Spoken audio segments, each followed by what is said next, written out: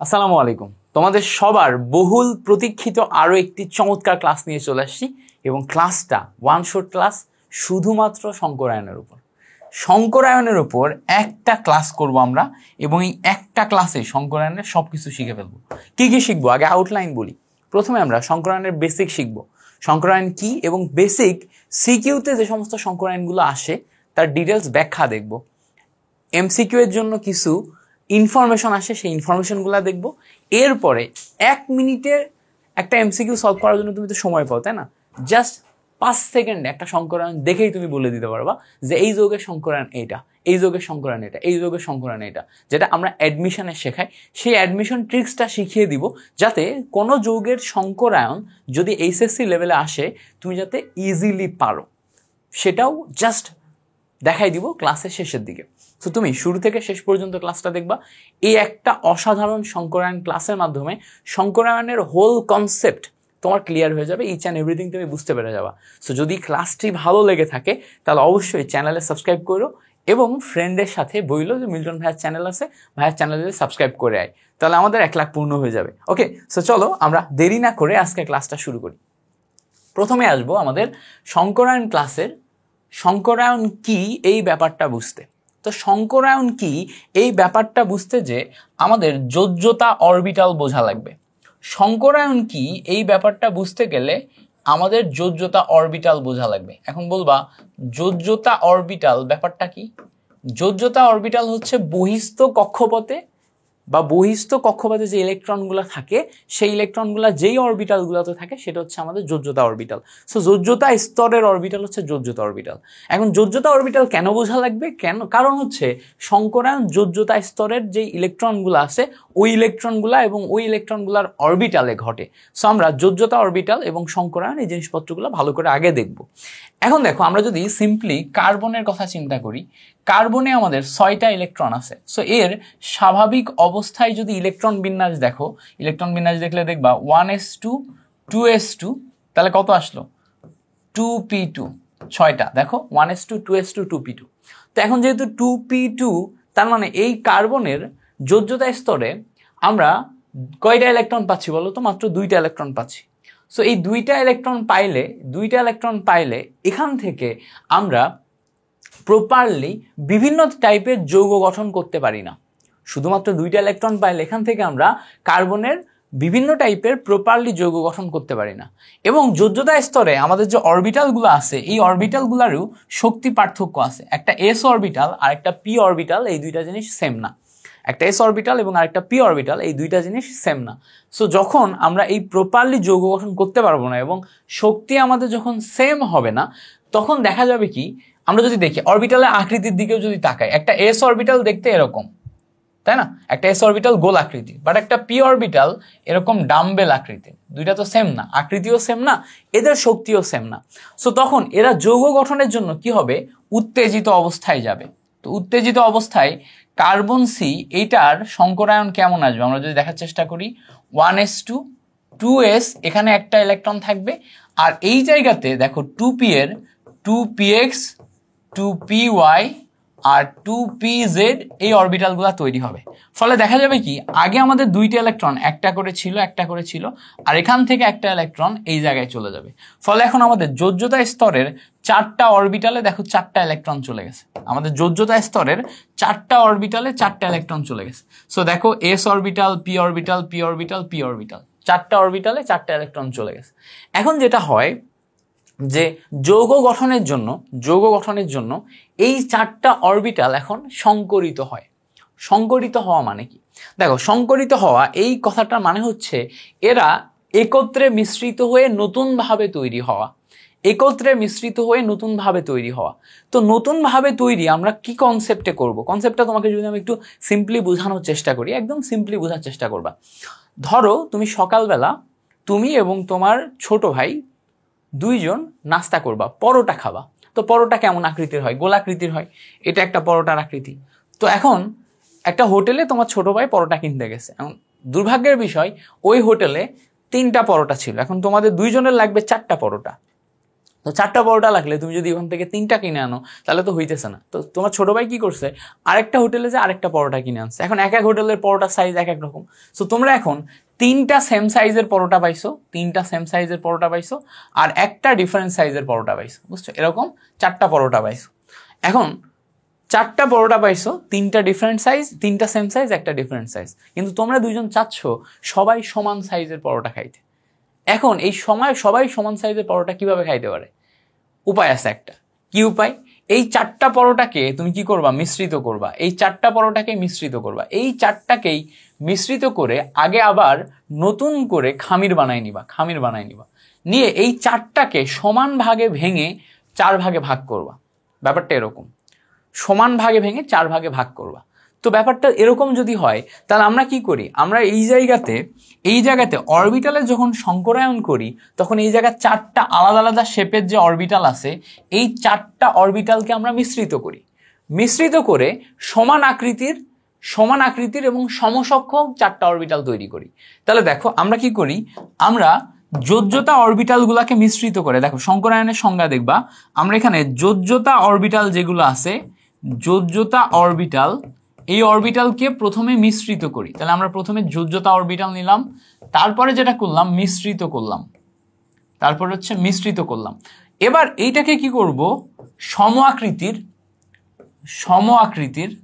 সবগুলা সমান, এখন আর আলাদা আলাদা আকৃতি হবে না, সম আকৃতির এবং সমান সংখ্যক নতুন অরবিটাল তৈরি করব। সো প্রথমে আমরা যোজ্যতা অরবিটাল নিব, এটাকে মিশ্রিত করব, তারপর সম আকৃতি এবং সমান সংখ্যক অরবিটাল তৈরি করব। তো এইটা হচ্ছে আমাদের কাজ। এখন তাহলে এটা কিভাবে তৈরি হবে? এখানে আমাদের এই 4টা অরবিটাল মিশ্রিত হয়ে যাবে, মিশ্রিত হয়ে সম আকৃতির সমান সংখ্যক যে নতুন অরবিটাল তৈরি হবে, এদের প্রত্যেককে আমরা সাই দিয়ে চিহ্নিত করব। এই চিহ্নটার নাম হচ্ছে কি? এই চিহ্নটার নাম হচ্ছে সাই। এই চিহ্নটার নাম কি? সাই। তাহলে দেখো এই C6 এখন এমন দাঁড়াবে 1s2। এবার এই বাকি অরবিটালগুলা 2 সাই 1, 2 সাই 1, 2 সাই 1, 2 সাই 1 এরকম তৈরি হয়ে যাবে। এই যে 2 সাই 1, 2 সাই 1 এগুলা লিখলাম কেন লিখলাম? কারণ হইতেছে, খেয়াল করে দেখো, আমাদের 4টা অরবিটাল ছিল, S P P P 4টা অরবিটাল ছিল। এখানে 4টা অরবিটালই তৈরি হয়েছে, 4টা মিশ্রণ করে আমি 4টা অরবিটালই তৈরি করছি। এটা 1 নাম্বার অরবিটাল, এটা 2 নাম্বার, এটা 3 নাম্বার, এটা 4 নাম্বার। সো 4টা দিয়ে 4টাই তৈরি করছি, বাট সবাইকে সাই দিয়ে চিহ্নিত করছি কেন? কারণ এরা এখন সম আকৃতির, সবার আকৃতি সমান এবং সবার শক্তি সমান, সবার আকৃতি সমান এবং সবার শক্তি সমান। তো হাইব্রিডাইজেশন বা সংকরায়ন কথাটার মানেই হচ্ছে সমান আকৃতি সমান শক্তি। কথাটা মাথায় রাখবা যে হাইব্রিডাইজেশন বা সংকরায়ন এই কথাটার মানেই হচ্ছে সমান আকৃতি আর আরেকটা হচ্ছে সমান শক্তি বা সমশক্তি। ঠিক আছে, সমান আকৃতি সমান শক্তি, এই দুইটা কথা আমাদের মাথায় রাখতে হবে। এবং এইটা কোথায় ঘটবে? এই জিনিসটা ঘটবে হচ্ছে যোজ্যতা স্তরে। কোথায় ঘটবে? এই জিনিসটা ঘটবে হচ্ছে যোজ্যতা স্তরে। এই জিনিসটা ঘটবে হচ্ছে যোজ্যতা স্তরে। তো এই হচ্ছে আমাদের কাহিনী, সমান আকৃতি সমান শক্তি এবং যোজ্যতা স্তরে। ক্লিয়ার হয়েছে কনসেপ্টটা? আশা করি কনসেপ্টটা ক্লিয়ার হয়েছে। এবার এখানে একটা মজার ব্যাপার বলি। আমরা দেখো এই জায়গাতে যখন সংকরায়ন করছিলাম, এই সংকরায়নটা ঘটিয়েছিলাম কয়টা অরবিটাল নিয়ে? 4টা অরবিটাল নিয়ে। খেয়াল করে দেখো, একটা s অরবিটাল, 3টা p অরবিটাল। তো যখন আমরা একটা s অরবিটাল আর 3টা p অরবিটাল নিয়ে সংকরায়ন করি, তখন সংকরিত অরবিটালগুলোর নাম তৈরি হয় sp3। সংকরিত অরবিটাল বা সংকরণের নাম তৈরি হয় হচ্ছে sp3, যেহেতু একটা s অরবিটাল আর 3টা p অরবিটাল নিছি। তো এই যে এখানে আমাদের এই যে সংকরায়নটা হলো, এর আকৃতি কেমন জানো? এর আকৃতি হচ্ছে চতুস্তলকীয়। এবার বলবো ভাইয়া এই আকৃতিটা কেমনে আসলো? দেখো আকৃতি কেমন, কি ব্যাপার স্যাপার, এগুলো নিয়ে আরো ডিটেল কথাবার্তা বলা যাবে, আঁকিয়ে দেখা যাবে, বাট ওগুলো আমাদের পরীক্ষায় লাগবে না। আমরা টু দা পয়েন্টে যেগুলো পরীক্ষায় লাগবে ওগুলাই তো দেখি, তাই না? আমার এই ক্লাসগুলোতে আমি তো বেসিক ক্লাস করাচ্ছি না, বেসিক ক্লাসগুলো তো প্লে লিস্ট বানাইতাম। তো আমি এখন টু দা পয়েন্টে যেগুলো পরীক্ষায় লাগবে সেগুলাই দেখাচ্ছি। তো দেখো sp3, এখানে আমাদের একটা s অরবিটাল আর 3টা p অরবিটাল আছে, তাই না? একটা এস অরবিটাল আর তিনটা পি অরবিটাল, টোটাল অরবিটাল 4টা, তাহলে এখানে তল হবে 4টা, সেই হিসাবে এর আকৃতি আসবে হচ্ছে চতুস্তলকীয়। কি আসবে? চতুস্তলকীয়। এবার ভালো করে দেখব, আমরা যদি এখানে sp3 না নিয়ে sp2 নিই তখন আমাদের আকৃতি কেমন আসবে। এখন দেখো আমাদের পয়েন্ট কয়টা বা অরবিটাল কয়টা? 3টা, একটা এস আর 2টা পি। সো 3টা যদি আমাদের অরবিটাল হয়, ভালো করে মাথায় রাখবো, 3টা যদি আমাদের অরবিটাল হয়, একটা এস 2টা পি, তখন এইটা তৈরি হয় হচ্ছে আমাদের সমতলীয় ত্রিভুজ আকার আকৃতি। কারণ কি দেখো, 3টা পয়েন্ট মানে ত্রিভুজ, 4টা পয়েন্টে যদি চতুস্তলকীয় হয় তাহলে 3টা পয়েন্টে কি হবে? ত্রিভুজ হবে। তো আমরা sp2 এর নাম দিব সমতলীয়। সমতলীয় মানে কি? একই তলে আছে, সমতলীয় ত্রিভুজ আকার। তো আমরা এটার নাম দিচ্ছি সমতলীয় ত্রিভুজ আকার। তাহলে একই তল, সমতল মানে একই তল আছে, একই তলের উপর ত্রিভুজ আকৃতি ধারণ করবে। আচ্ছা, এবার আমরা যদি sp নিই, sp মানে 2টা অরবিটাল আছে, মানে জাস্ট 2টা পয়েন্ট। দেখো এই sp3 তে আমাদের পয়েন্ট ছিল 4টা, sp3 তে আমাদের পয়েন্ট ছিল 4টা, sp2 তে আমাদের পয়েন্ট ছিল 3টা, asp তে আমাদের পয়েন্ট হচ্ছে 2টা। 2টা মানে হচ্ছে আমাদের এখানে সরল রৈখিক একটা আকৃতি তৈরি করবে। তো একই তলের উপর যদি তৈরি হয় সেটাকে আমরা বলবো হচ্ছে সমতলীয় সরল রৈখিক। যেহেতু একই তলের উপর তৈরি হবে এই জন্য এটাকে আমরা সমতলীয় সরল রৈখিক বলবো। একই তলের উপর তৈরি হয় এই জন্য এটাকে আমরা বলবো সমতলীয় সরলরৈখিক। তাহলে আমরা sp3 এর আকৃতিটা মুখস্থ করতে পারলাম, sp2 এর আকৃতিটা মুখস্থ হইল, দেখো sp এর আকৃতিটাও আমাদের মুখস্থ হয়ে গেল। তাহলে আমরা দেখো sp3 sp2 sp 3টার আকৃতি মুখস্থ করছি। এখন দেখো এই 3টার আকৃতি মুখস্থ করার পর আমাদের আরো কয়েকটা আকৃতি মুখস্থ করা লাগবে। যেমন ধরো আমরা যদি sp2d দেখি, এবার এইটা কি পাবো? দেখো তো এখানে আমাদের 4টা পয়েন্ট আছে, 4টা পয়েন্ট হইলে আমরা অলরেডি 4টা পয়েন্ট দিয়ে চতুস্তলকীয় বানাইছি। এখন এখানে 4টা পয়েন্ট যেগুলো আছে, এই 4টা পয়েন্ট দিয়ে আমরা কি বানাবো? দেখো আর কি আকৃতি হইতে পারে যেটা 4টা পয়েন্ট দিয়ে তৈরি? উত্তর হচ্ছে বর্গ হইতে পারে।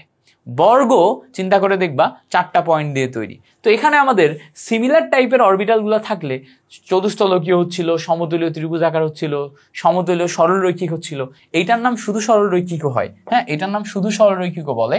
আচ্ছা, এবার এখানে তাহলে 4টা পয়েন্টে আমাদের কি তৈরি হতে পারে সেটা যদি আমরা একটু দেখার চেষ্টা করি। 4টা পয়েন্টে আমাদের সমতলীয় বর্গাকার তৈরি হতে, মানে একই সমতলে অবস্থিত, এবং এইটাকে বলে সমতলীয় বর্গাকার। মাথায় থাকবে, একই সমতলে অবস্থিত এবং এটাকে বলবে সমতলীয় বর্গাকার। আচ্ছা, এবার দেখো যদি আমরা sp2d এর পরিবর্তে sp3d নিই, sp3d নিই, ভালো করে বুঝবা। এবার আমাদের পয়েন্ট কয়টা? দেখো এখানে তো আমাদের পয়েন্ট ছিল 4টা, তাই না? 4টা অরবিটাল ছিল। এখন আমাদের দেখো 1 2 3 আর 1 4 আর 1 5, 5টা অরবিটাল আসছে। তাহলে 5টা অরবিটাল হলে তাহলে পঞ্চভুজীয় টাইপ সামথিং কিছু একটা তৈরি হওয়ার কথা না? পঞ্চভুজীয় টাইপ কিছু একটা তৈরি হওয়ার কথা। বাট প্রবলেম ইজ আমাদের 5টা পয়েন্টই তৈরি হবে, সেইটা আমরা অন্যভাবে বলবো। কিভাবে বলবো? যখন তোমার sp3d তৈরি হবে, মাথায় রাখবা sp3d তৈরি হবে, তখন তুমি বলবা ত্রিভুজ আকৃতির দ্বিপিরামিড, ত্রিভুজ আকার দ্বিপিরামিড। এবার কিভাবে বুঝবো যে এখানে আমার 5টা পয়েন্ট আছে? খেয়াল করে দেখো, ত্রিভুজ আকৃতির এখানে 3টা পয়েন্ট, দ্বিপিরামিডের 2টা পয়েন্ট। ত্রিভুজ আকৃতির দ্বিপিরামিড, ত্রিভুজের 3টা পয়েন্ট, দ্বিপিরামিডের 2টা পয়েন্ট, সব মিলাই তুমি এখানে মিলাবা, আমার 5টা অরবিটাল থাকলে আমার নাম হবে ত্রিভুজ আকৃতির দ্বিপিরামিড। এগুলো কিন্তু সব এমসিকিউ ট্রিক। তুমি এমসিকিউ সলভ করতে যাবা, দেখবা এইটা থেকে হুবহু এমসিকিউ আসবে আর এই কথাগুলো প্রয়োজন হবে। তাহলে দেখো sp3 চতুস্তলকীয় 4টা পয়েন্ট, sp2 3টা পয়েন্ট, sp2 3টা পয়েন্ট, এই জন্য সমতলীয় ত্রিভুজ আকার, 3টা পয়েন্ট সমতলীয় ত্রিভুজ আকার। sp সরলরৈখিক 2টা পয়েন্ট, সরলরেখা তৈরি হয়। sp3d 4টা পয়েন্ট, বাট আগের মতো 3টা অরবিটাল দিয়ে নাই। তো নতুন যে 4টা পয়েন্ট, একটা sp3 দিয়ে চতুস্তলকীয় হলে এইটাকে আমরা বলবো আরেকটা জিনিস, সেটা হচ্ছে সমতলীয় বর্গাকার। দুটাই মাথায় রাখবো যে সরাসরি যদি sp3 হয়ে যায়, যদি d অরবিটাল না থাকে তাহলে চতুস্তলকীয় হয়ে যাবে, বাট যখনই আমি sp3 দিতে যাব তখন সমতলীয় বর্গাকার হবে। বর্গাকার মানেই ওখানে 4টা পয়েন্ট আছে, বর্গ তো 4টা পয়েন্ট দিয়ে তৈরি। এবার sp3d আবারও আসছে, এখানে আমরা কি করব? এই যে মাঝখানের যে p3, এইটার জন্য আমরা ত্রিভুজ আকৃতি চিন্তা করবো, আর এইটা হচ্ছে দ্বিপিরামিড চিন্তা করব। p3 থেকে ত্রিভুজ আকৃতি তিনটা P3 তিনটা ত্রিভুজ আকৃতির দ্বিপিরামিড, সামনে একটা পিছনে একটা দ্বিপিরামিড। এর আকৃতি কিন্তু অন্যভাবে ব্যাখ্যা করা যায়, একদম রিয়েল সিনারিও দিয়ে ব্যাখ্যা করা যায়। সেই ব্যাখ্যাতে আমরা যাচ্ছি না, আমরা শুধুমাত্র প্রশ্ন সলভের জন্য যা বা যেভাবে মনে রাখতে হয় সেইটাতে যাচ্ছি, বুঝতে পারছো? আমরা কিন্তু এর একদম অরিজিনাল ফাউন্ডেশনে যাচ্ছি না, আমরা এগুলো মনে রাখার চেষ্টা করতেছি যে প্রশ্ন সলভের জন্য আমরা কিভাবে জিনিসটাকে আয়ত্ত করব। হ্যাঁ, আমি অ্যাজ এ স্টুডেন্ট যেভাবে আয়ত্ত করি সেটাই তোমাকে বলতেছি। ওকে, এরপরে দেখো আরেকটা পয়েন্ট আছে, আরেকটা সুন্দর মতো আমরা মনে রাখতে পারবো। সেটা হচ্ছে যে আমরা যদি কখনো sp3d2 এরকম আকৃতি পাই, দেখো কয়টা আকৃতি পাচ্ছি, এখানে অরবিটাল কয়টা পাচ্ছি, 2 আর 1 3 আর 3 আর 3 6। আবার এখানে আমরা এটাকে d2sp3 এরকমও বলতে পারি। এই দুইটাতেই দেখো আমাদের টোটাল পয়েন্ট আছে 6টা। মাথায় রাখবো কখনো যদি 6টা পয়েন্ট হয়, 6টার জন্য অষ্টতলকীয় আকৃতি হয়।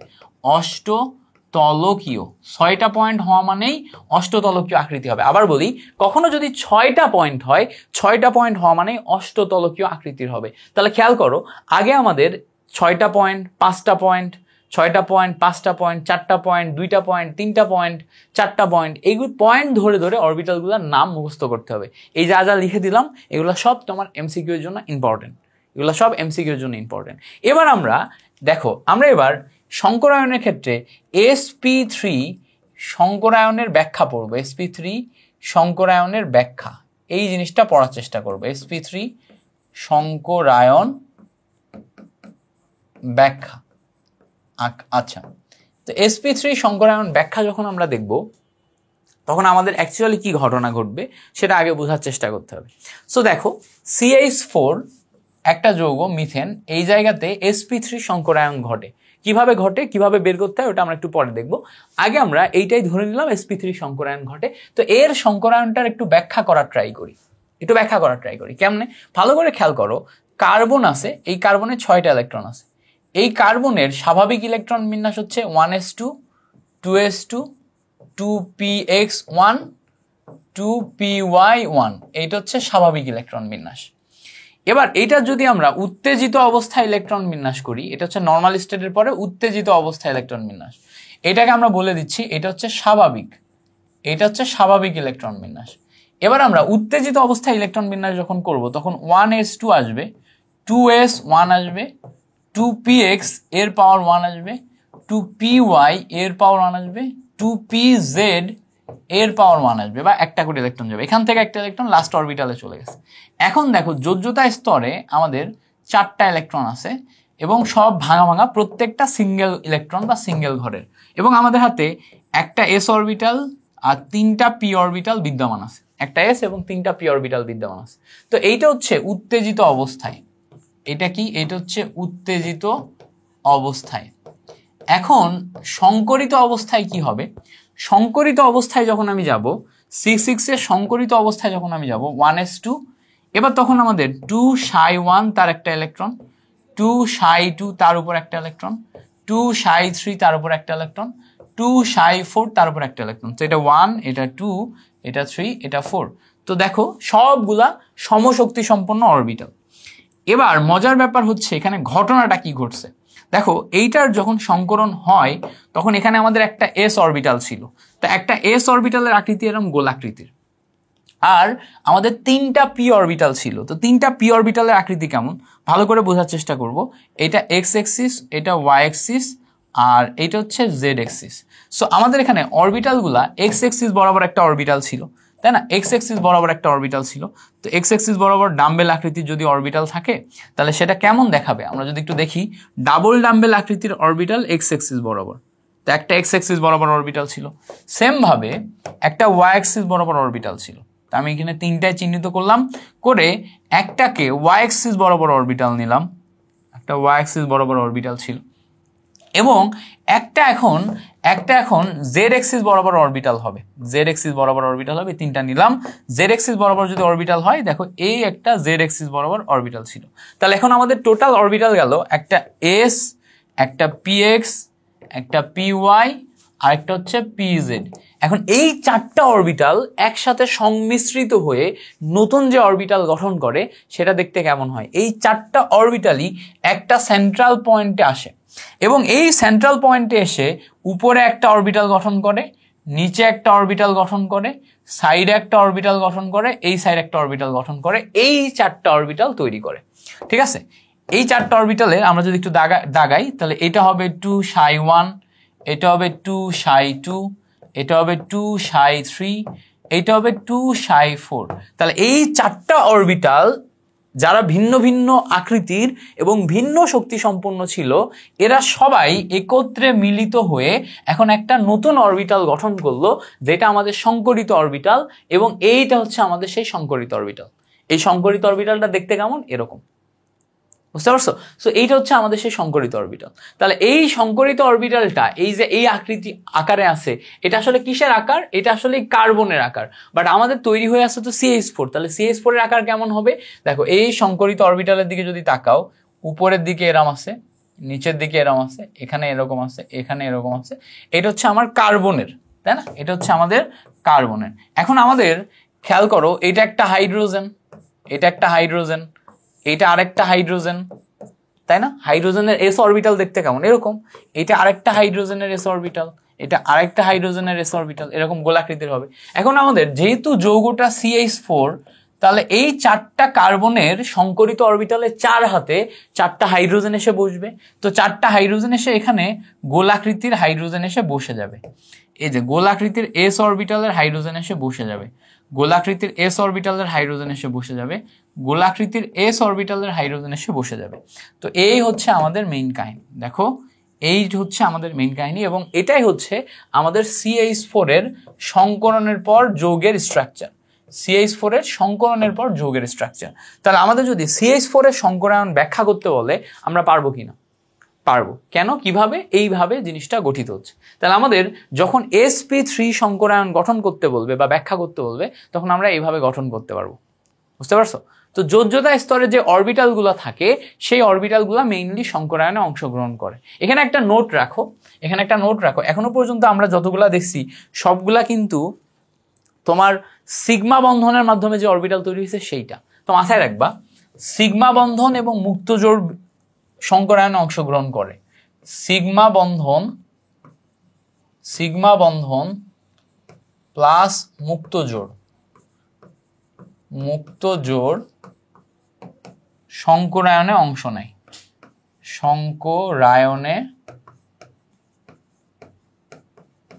অংশ নেয়।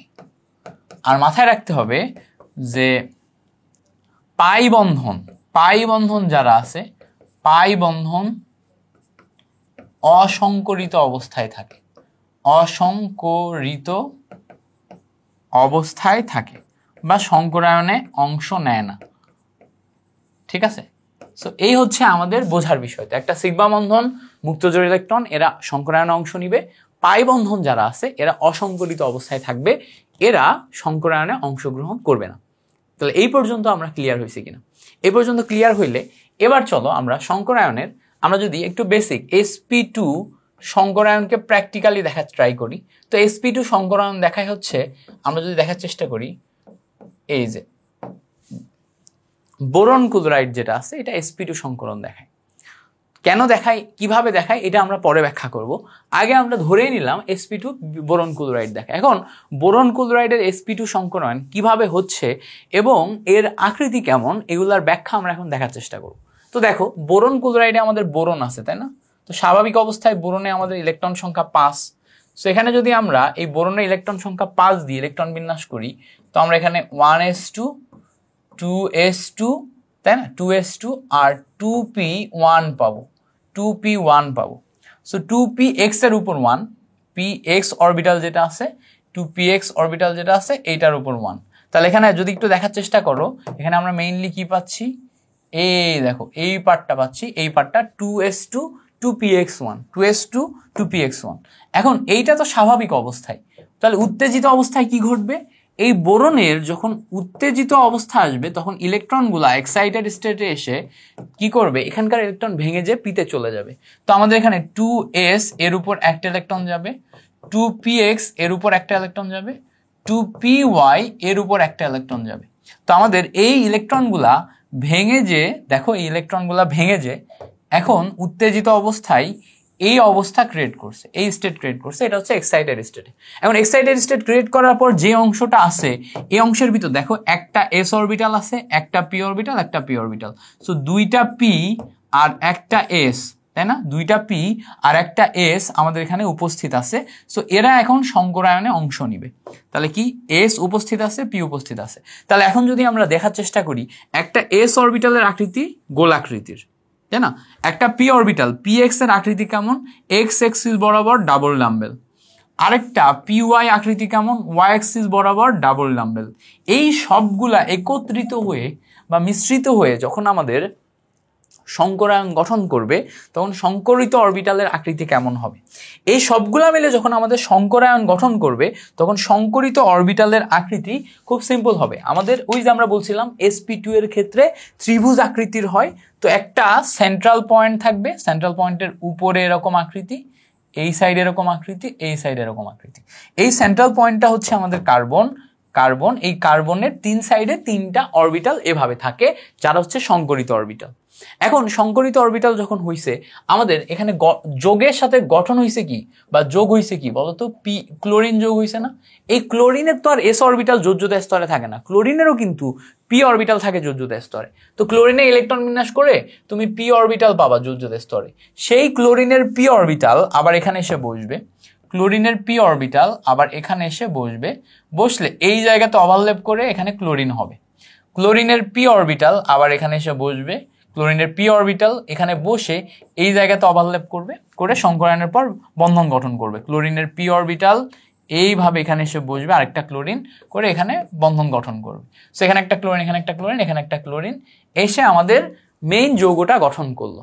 তাহলে এখানে আমাদের বেসিক্যালি ঘটনা যেটা ঘটলো, আমাদের BeCl3 তার যোজ্যতা স্তরের যেই অরবিটালগুলো আছে এই অরবিটালগুলোকে উত্তেজিত অবস্থায় সংকরিত করে সমশক্তি সম্পন্ন অরবিটালে রূপান্তর করলো।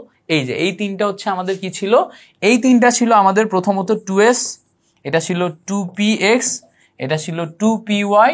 যখন এরা সংকরিত হয়ে গেছে সবাই এখন হয়ে গেছে 2ψ1, 2ψ2, 2ψ3।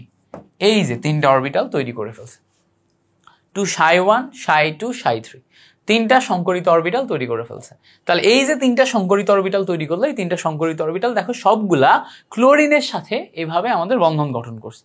বুঝতে পারছো কিনা, ক্লোরিনের সাথে বন্ধন গঠন করছে, বন্ধন গঠন করে এখন এই কন্ডিশনে আছে। সো এইটা ছিল আমাদের BeCl3 এর যে সংকরায়ন, সেই সংকরায়নের একদম প্রপার ব্যাখ্যা। সো তুমি যেটা করতে পারো, এগুলো বইতেও আছে, তো তুমি আমার এই ক্লাসটি করে আমার সাথে সাথে বোঝার পরে বইতে যে একা একা একটু রিডিংও পড়তে পারো, একদম জেনুইনলি A to Z তুমি বুঝতে পারবা। এমন কোনো কথা নেই যেগুলো আমি ব্যাখ্যা করি নাই, প্রত্যেকটা কথা আমি তোমাকে ধরে ধরে লিখে দিছি এবং ব্যাখ্যা করে দিছি। সো তুমি বুঝতে পারবা, কোনো সমস্যা নেই। আচ্ছা, এবার ধরো আমি তোমাকে বললাম যে ওকে ফাইন, তুমি BeCl2 এর সংকরণ ব্যাখ্যা করো, এর সংকরণ ব্যাখ্যা করো। BeCl2 যেই যৌগটা আছে এর সংকরায়ন ব্যাখ্যা করো। তো এর সংকরায়ন হচ্ছে আমাদের sp, হ্যাঁ sp সংকরায়ন BeCl2। তো এর sp সংকরায়ন তুমি কিভাবে ব্যাখ্যা করবে? দেখো এর সংকরায়ন ব্যাখ্যা করার ওয়ে খুব সিম্পল, খুব সিম্পল। তুমি আবারও বেরিলিয়াম এর 4টা ইলেকট্রন বিন্যাস করো। প্রথমে তুমি 1s2 পাবা, তারপরে পাবা 2s2। এর পি অরবিটালে কোনো ইলেকট্রন নাই, বাট তুমি এই বেরিলিয়ামকে যখন উত্তেজিত করবা তখন এর ইলেকট্রনগুলা ভেঙে যাবে। কোন ইলেকট্রন ভাঙবে? যোজ্যতা স্তরের ইলেকট্রন। এই যে এটা আমার যোজ্যতা স্তরের ইলেকট্রন, এই যোজ্যতা স্তরের ইলেকট্রন ভাঙবে। তো যোজ্যতা স্তরের ইলেকট্রন ভাঙার পর 2s এ একটা ইলেকট্রন থাকবে এবং 2px এইটার উপরে একটা ইলেকট্রন চলে যাবে। তো এখানে দেখো আমাদের 2s এবং 2p এর উপরে একটা করে ইলেকট্রন যখন যাচ্ছে তখন আমরা সংকরিত অরবিটাল ঠিক এরকম আকারে পাচ্ছি, এরকম আকারে পাচ্ছি। তাহলে এখন সংকরণের জন্য দেখো একটা s আর একটা p অরবিটাল আছে। তাহলে একটা আমরা s অরবিটাল নিলাম, এটা একটা s অরবিটাল, একটা s অরবিটাল নিছি, এটা একটা s অরবিটাল, আরেকটা নিছি হচ্ছে আমরা p অরবিটাল। তো p অরবিটাল x অ্যাক্সিস বরাবর যেটা আছে সেটাই আমরা নিছি। তাহলে একটা s আর একটা p, এরা দুইটা এখন সংকরিত হয়ে আমাদের গঠন করবে দুইটা অরবিটাল, দুইটা পয়েন্টে আছে একটা সংকরিত এরকম অরবিটাল। সংকরিত এরকম অরবিটাল। তো সংকরিত যে অরবিটালটা গঠন করছে এখানে আমাদের ভালো করে খেয়াল করো, আমি একটু সুন্দর করে দেখাই, আর একটু সুন্দর করে দেখাই। যেহেতু আমাদের সমশক্তি সম্পন্ন এবং সম আকৃতির অরবিটাল, তাহলে সেভাবেই আমাদের আঁকতে হবে। তো এই যে সমশক্তি সম্পন্ন এবং সমাকৃতির এখনো হয় নাই, তো সমশক্তি সম্পন্ন এবং সমাকৃতির অরবিটাল যদি আঁকি, তাহলে এইটা আমার সেই কাঙ্ক্ষিত বেরিলিয়াম, যেটা এখন 2ψ1 এবং 2ψ2 এর মাধ্যমে দুইটা সংকরিত অরবিটাল তৈরি করছে। এবার ভালো করে চিন্তা করো তো, এই জায়গায় যে ক্লোরিন আছে ভাইয়া, এই জায়গায় যে ক্লোরিন আছে, এর ইলেকট্রন বিন্যাস করলে এর বহিস্থ স্তরেও তুমি পি অরবিটালই পাবা।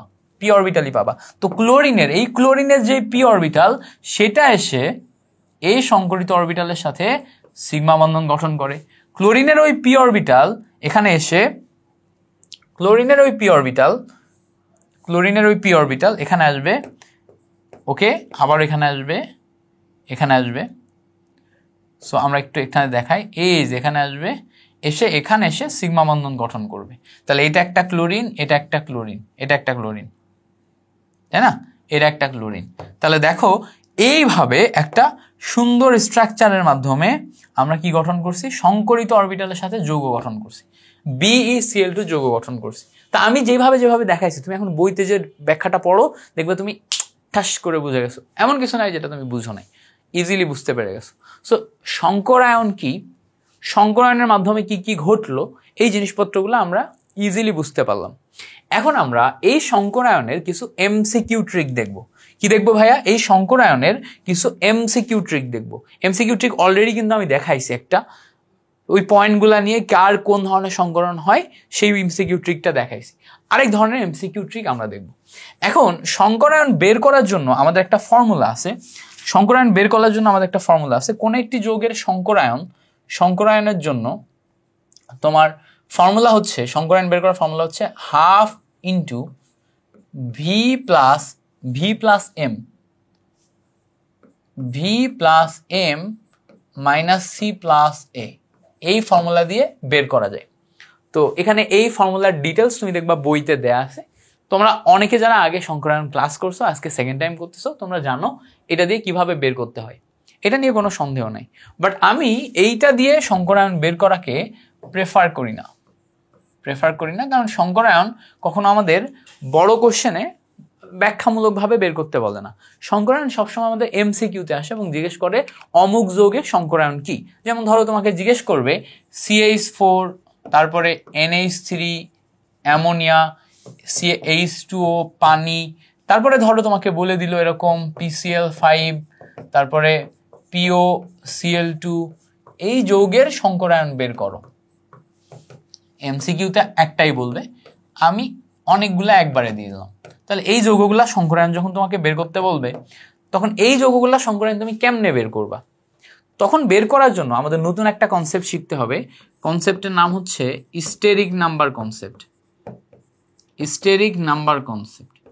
সো স্টেরিক নাম্বার কনসেপ্ট অনুযায়ী স্টেরিক নাম্বার হচ্ছে অরবিটালের সংখ্যা। স্টেরিক নাম্বার যতগুলো হবে ততগুলো অরবিটাল সংকরায়নে অংশ নিছে। তো স্টেরিক নাম্বার কনসেপ্টে স্টেরিক নাম্বার বের করার ফর্মুলা হচ্ছে steric number equals to sigma বন্ধন সংখ্যা। সিগমা বন্ধন মানে কি? Single bond. সিগমা বন্ধন সংখ্যা, এটা মুখস্থ করবা, সিগমা বন্ধন সংখ্যা প্লাস মুক্ত জোড় বা লন পেয়ার, মুক্ত জোড় ইলেকট্রন সংখ্যা। তো এখানে আমাদের দুইটা জিনিস, একটা হচ্ছে সিগমা বন্ধন সংখ্যা, একটা হচ্ছে মুক্ত জোড় ইলেকট্রন সংখ্যা। সিগমা বন্ধন সংখ্যা আর একটা কি? মুক্ত জোড় ইলেকট্রন সংখ্যা, এই দুইয়ের সমন্বয়ে গঠিত। সিগমা বন্ধনকে আমরা ধরো এইভাবে আমরা একটু চিহ্নিত করে লিখলাম, number of sigma Bandhan plus number of loan pair, এই দুইয়ের সমন্বয়ে আমাদের তৈরি হয়েছে। ওকে, গ্রেট। এখন দেখো আমরা সিগমা বন্ধন সংখ্যা এবং মুক্ত জোড় ইলেকট্রন সংখ্যার মাধ্যমে কিভাবে স্টেরিক নাম্বার বের করতে পারি এবং স্টেরিক নাম্বারের পাশাপাশি আমরা সংকরায়ন বের করতে পারি।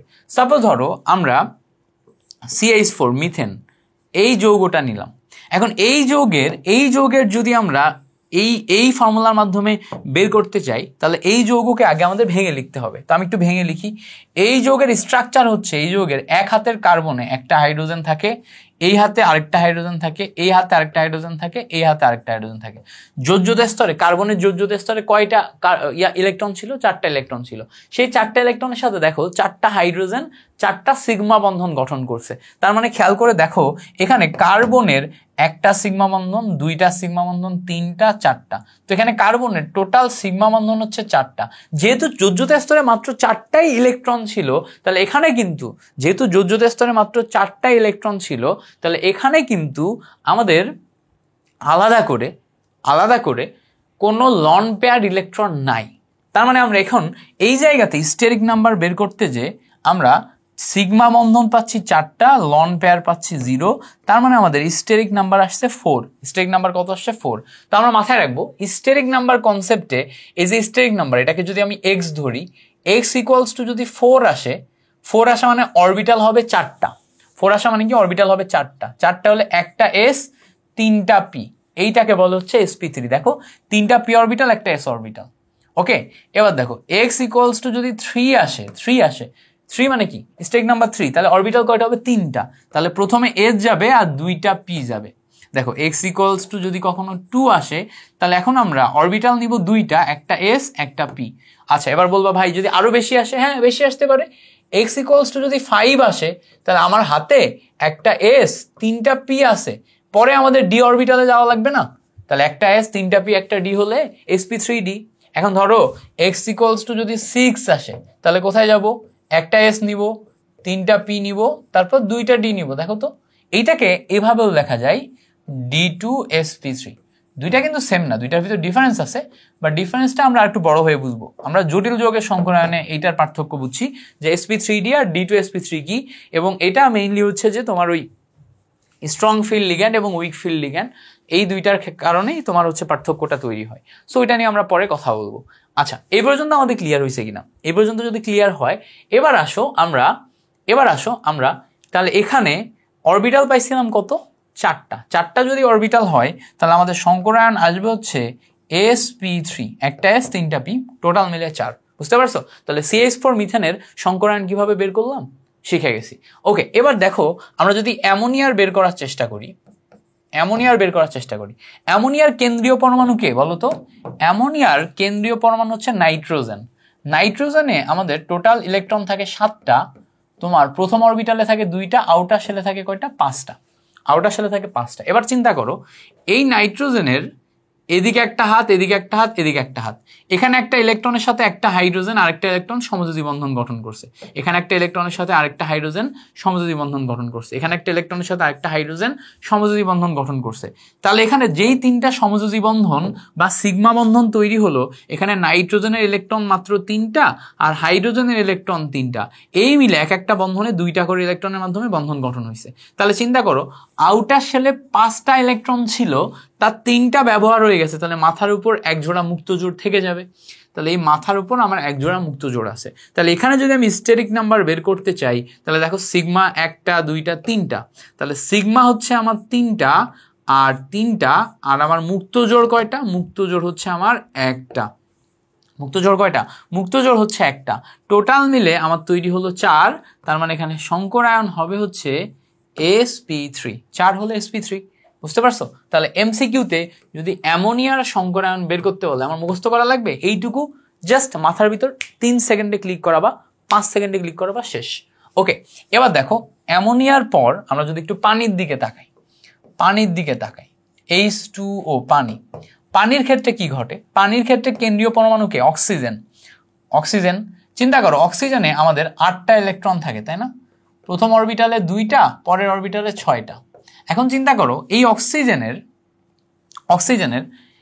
এক হাতে একটা হাইড্রোজেন আছে, তো অক্সিজেন একটা ইলেকট্রন দিছে, হাইড্রোজেন একটা ইলেকট্রন দিছে, তাহলে এখানে এক জোড়া ইলেকট্রন চলে গেল। আর এখানে আরেক হাতে আরেকটা হাইড্রোজেন আছে, তো এখানে দুইটা সিগমা বন্ধন ক্রিয়েট করতে অক্সিজেনের ইলেকট্রন কয়টা লাগছে?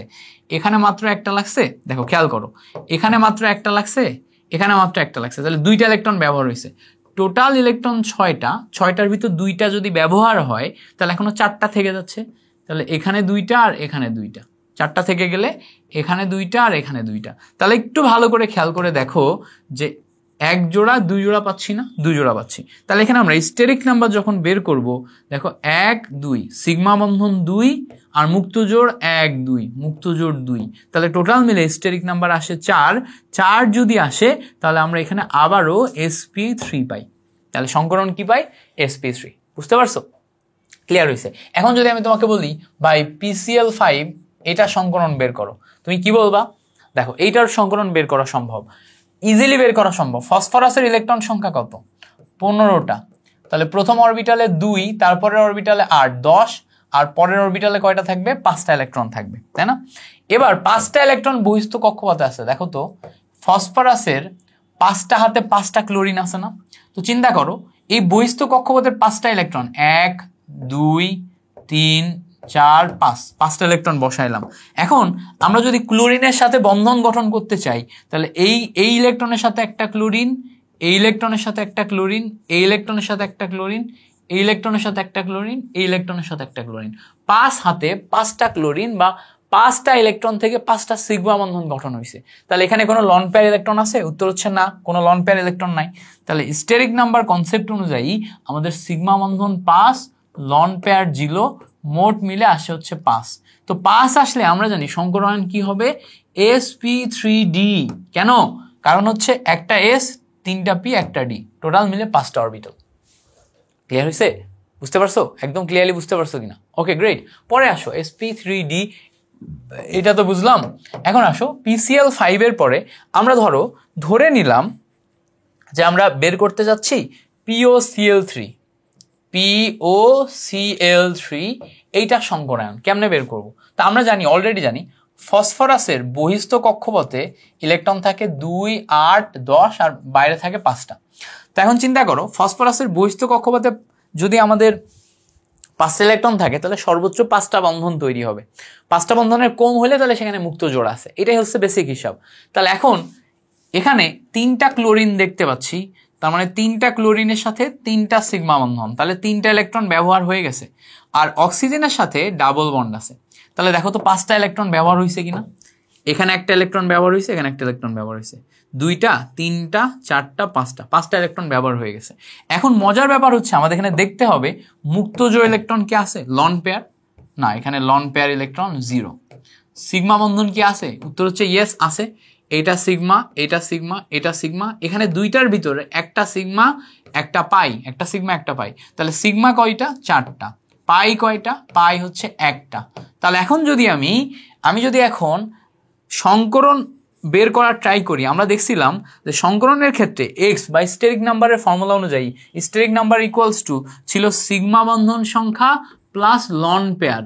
তাহলে দেখো তো সিগমা বন্ধন 4টা আর লন পেয়ার কয়টা? Loan pair 0। এখানে যে পাই বন্ধনটা আছে এটা কি কোনো কাজে লাগছে? না। কারণ কি? কারণ পাই বন্ধন হচ্ছে অসংকরিত। অসংকরিত মানে কি? অসংকরিত মানে হচ্ছে পাই বন্ধন সংকরায়নে অংশগ্রহণ করে না। পাই বন্ধন কি? সংকরায়নে অংশগ্রহণ করে না। তাহলে এখানে আমরা সব মিলায়ে 4 পাচ্ছি। 4 পাওয়া মানে এইটারও সংকরায়ন sp3, 4টা অরবিটাল sp3। এই বলো তো ক্লিয়ার হয়েছে কিনা? এখন তুমি আমাকে বলো তো NH4 প্লাস এই যৌগের সংকরায়ন কি হবে? এই যৌগের সংকরায়ন কি হবে বলো তো? এই যৌগের কেমনে বের করবা? এই যৌগেরও সিম্পল, খেয়াল করে দেখো। আমরা এখানে নাইট্রোজেন নিছি, নাইট্রোজেনের এক হাতে একটা হাইড্রোজেন, আরেক হাতে আরেকটা হাইড্রোজেন, আরেক হাতে আরেকটা হাইড্রোজেন, সিম্পল। এবার চিন্তা করো এখানে এক জোড়া মুক্ত জোড় ইলেকট্রন আছে। এই মুক্ত জোড় ইলেকট্রন সে একটা হাইড্রোজেন প্লাস আয়নকে দিতে পারে সন্নিবেশ সমযোজী বন্ধন গঠনে। কাকে দিতে পারে? একটা হাইড্রোজেন প্লাস আয়নকে দিতে পারে কি গঠনে? সন্নিবেশ সমযোজী বন্ধন গঠনে। তো যেইটা সন্নিবেশ সমযোজী ওটাও তো সিঙ্গেল বন্ড, এটাও তো একটা সিঙ্গেল বন্ড। সিঙ্গেল বন্ড হলে এটাও একটা সিগমা বন্ড, এটা একটা সিগমা বন্ড, এটা একটা সিগমা বন্ড, এটা একটা সিগমা বন্ড। তাহলে স্টেরিক নাম্বারে আমাদের লন পেয়ার 0, সিগমা বন্ড 4, তাহলে আলটিমেটলি আমরা 4 পাচ্ছি। আমাদের সংকরায়নও আসতেছে হচ্ছে sp3। সংকরায়ন কি আসতেছে? sp3। বলো তো এটা পারবো কিনা? পারবো? এটা পারবো? ওকে পারবো। এখন তুমি বলো কার্বন ডাইঅক্সাইডের সংকরায়ন কি হবে? সালফার ডাইঅক্সাইডের সংকরায়ন কি হবে? এবার বলবো ভাই এবার তো কঠিন হয়ে গেল। কঠিন হয় নাই, দেখো সিম্পল জিনিস। কার্বন ডাইঅক্সাইডের কার্বনের 4টা হাত আছে, বা বহিস্থ কক্ষপথে 4টা ইলেকট্রন আছে। তো দেখো এক হাতে অক্সিজেনের সাথে ডাবল বন্ড অক্সিজেন লিখলাম, আরেক হাতে অক্সিজেনের সাথে ডাবল বন্ড অক্সিজেন লিখলাম। তো খেয়াল করো তো 4টা বন্ড হলে 4টা বন্ডে 4টা মুক্ত জোড় ব্যবহার হয়েছে না? এখানে একটা, এখানে একটা, এখানে একটা, এখানে একটা, 4টা বন্ড হলে 4 হাতে 4টা ইলেকট্রন ব্যবহার হয়েছে। তাহলে দেখো এইটা একটা সিগমা, এইটা একটা সিগমা, এইটা পাই, এইটা পাই। সিগমা হচ্ছে সিঙ্গেল বন্ড আর পাই হচ্ছে ডাবল বন্ড। তাহলে এখানে ভালো করে খেয়াল করে দেখবে স্টেরিক নাম্বারে আমাদের সিগমা প্লাস লন পেয়ার থাকার কথা, বাট এখানে আমাদের সিগমা আছে কয়টা? 2টা, লন পেয়ার কয়টা? 0। সব মিলায় 2 পাওয়া যায়, সব মিলায় 2 পাওয়া যায়। 2 পাওয়া গেলে আমরা এখানে sp সংকরায়ন পাই। কি পাই? sp সংকরায়ন পাই। তাহলে এই যে কার্বন ডাইঅক্সাইড sp সংকরায়ন দেখায় এবং এটা একটা সরল রৈখিক আকৃতির অণু। কি? সরল রৈখিক আকৃতির। পরে দেখো আমরা সালফার ডাইঅক্সাইডে যাই। সালফার ডাইঅক্সাইডে আমাদের টোটাল ইলেকট্রন কয়টা? 16টা। 16টা ইলেকট্রন আমি যদি ইলেকট্রন বিন্যাস করি তাহলে দেখো প্রথম অরবিটালে থাকে 2, তারপরে 8, 10, আর তারপরে 6, 16। তাহলে 2, 8, 10 আর 6, 16। আচ্ছা 16 পাইলাম। তাহলে বহিস্থ কক্ষপথে ইলেকট্রন কয়টা? 6টা। এবার আমি একটু মিলানোর চেষ্টা করব। সালফারের এই হাতে ডাবল বন্ড অক্সিজেন, এই হাতে ডাবল বন্ড অক্সিজেন। দেখো তো কয়টা ইলেকট্রন ব্যবহার হয়েছে? এখানে একটা ব্যবহার হয়েছে, এখানে একটা ব্যবহার হয়েছে, এখানে একটা ব্যবহার হয়েছে, এখানে একটা ব্যবহার হয়েছে। তো 4টা ইলেকট্রন ব্যবহার হয়েছে। দ্যাট মিনস এখনো এক জোড়া ইলেকট্রন মুক্ত জোড় আকারে উপরে আছে। এবার আমরা দেখার চেষ্টা করব এখানে সিগমা কয়টা, পাই কোনটা। এখানে একটা সিগমা, একটা পাই, এখানে একটা সিগমা, একটা পাই। টোটাল মিলে কাউন্ট করলে স্টেরিক নাম্বার ইকুয়ালস টু দেখো 1, 2, 2টা সিগমা আর একটা লন পেয়ার, পাইগুলা অসংকরিত অবস্থায় থাকে। তাহলে এখানে আমরা টোটাল মিলে স্টেরিক নাম্বার 3 পাচ্ছি। 3 পাওয়া মানে sp2 সংকরায়ন। এবার বলো আর কখনো ভুল হবে? আর কখনো ভুল হবে? আর কখনো ভুল হবে না। এখন তুমি বলবা ভাইয়া আমি তো সব যৌগের সংকরায়ন বের করতে পারি না। যেমন ভাইয়া আমি যদি আপনাকে বলি যে সালফিউরিক অ্যাসিড H2SO4 এইটা সংকরায়ন বের করে দেন, আমিও পারি না, আপনিও তো পারেন না। কেমনে বের করবেন? কারণ কি এইটার স্ট্রাকচারই তো আমি জানি না, আমি বের করবো কেমনে? তো যেই যৌগের স্ট্রাকচার তুমি জানো না সেই যৌগের স্ট্রাকচার তোমাকে জানতে হবে। জানার উপায় কি? গুগলে যাবা, সিম্পল, গুগলে যাবা। এই যে গুগলে আসছি, হয় না কেন? হ্যাঁ, গুগলে আসছি। গুগলে এসে এখন আমি লিখবো H2SO4 লুইস স্ট্রাকচার। H2SO4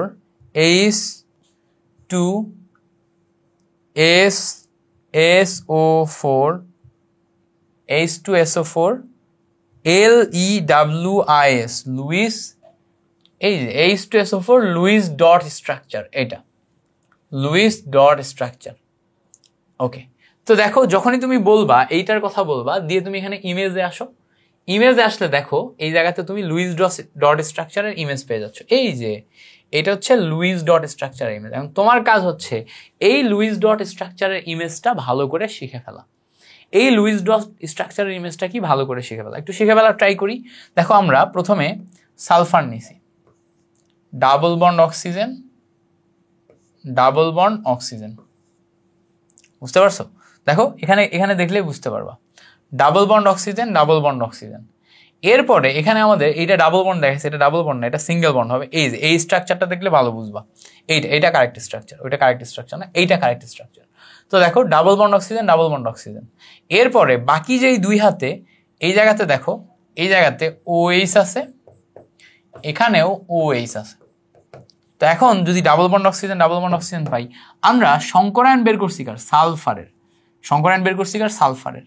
সালফারের দেখো এই হাতে একটা সিগমা, এই হাতে একটা সিগমা, এখানে সিগমা পাই, এখানে সিগমা পাই। এখন সালফারের বহিস্থ কক্ষপথে 6টা ইলেকট্রন ছিল, তোমাকে মিলাইতে হবে 6টা ইলেকট্রন আছে কিনা। দেখো তো একটা ইলেকট্রন, 2টা ইলেকট্রন, 3টে ইলেকট্রন, 4টা ইলেকট্রন, 5টা, 6টা। 6টা বন্ডে 6টা ইলেকট্রন মিলছে না? মিলছে। তাহলে এই 6টা বন্ডে 6টা ইলেকট্রনের ভিতরে দেখো একটা, 2টা সিগমা, 3টা সিগমা, 4টা সিগমা। সো এখানে আমরা x ইকুয়ালস টু 4টা পাই সিগমা, 0 পাই লন পেয়ার। তো 4 + 0 মানে 4 মিনস হচ্ছে আমাদের sp3। 4 মিনস মানে কি? sp3। সো এই ছিল আমাদের মোটামুটি এখান থেকে সংকরায়ন রিলেটেড MCQ টাইপের যত কোশ্চেন আছে সেগুলো। দেখো তোমরা এখন বলবা অনেকে যে ভাইয়া আপনি তো হচ্ছে ভেঙে ভেঙে আরও স্ট্রাকচার, অ্যাঙ্গেল এগুলা সেগুলা প্র্যাকটিস করাইলেন না।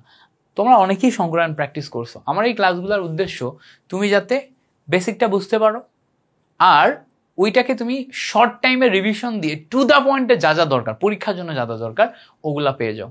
এই জন্য আমি নাম দিছি ওয়ান শট। আমার যে একাডেমিক ক্লাসগুলো আছে, আমার একাডেমিক ক্লাসগুলো করবা, যেখানে তোমার কাছে ইন্ট্রোডিউস নাই, আমি তোমাকে ধরে ধরে ধরে ধরে ধরে ধরে ইন্ট্রোডিউস করাবো। বাট এটা তো আর সেই একাডেমিক ক্লাস না, এইটা আমাদের ওয়ান শট টাইপের ক্লাস, যেখানে আমরা টু দ্য পয়েন্টে বেসিক ব্যাখ্যা করব আর যা যা লাগবে তাই তাই পড়বো। সো শঙ্করায়ণের আমরা তাই তাই পড়ে ফেলছি। সো ইনশাল্লাহ আশা করি তোমরা এই সব জিনিসপত্রগুলো ভালো করে বুঝবা, এগুলা আমার সাথে সাথে প্র্যাকটিস করবা, পাশাপাশি আরেকটু বই দেখে দেখে প্র্যাকটিস করো, আর কোশ্চেন ব্যাংক সলভ করলে তো আরও বেশি ক্লিয়ার হবে। সো আশা করি সব বিষয়ে তোমাদের একটা ক্লিয়ারিটি আসছে। Thank you so much for watching this class. তোমাদের সাথে পরবর্তী ক্লাসে দেখা হচ্ছে। আল্লাহ হাফেজ, আসসালামু আলাইকুম।